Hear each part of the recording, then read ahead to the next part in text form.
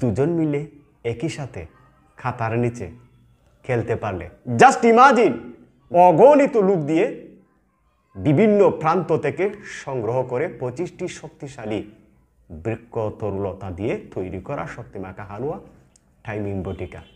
গাছে রয়েছে প্রচুর শক্তি, প্রচুর গুণ।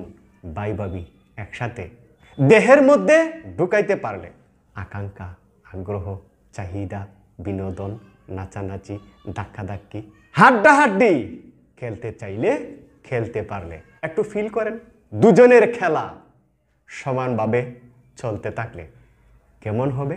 মুখে, শরীরে, গোপন রাস্তায় বের হওয়া পানি থেকে মিষ্টি মিষ্টি সুঘ্রাণ আসে।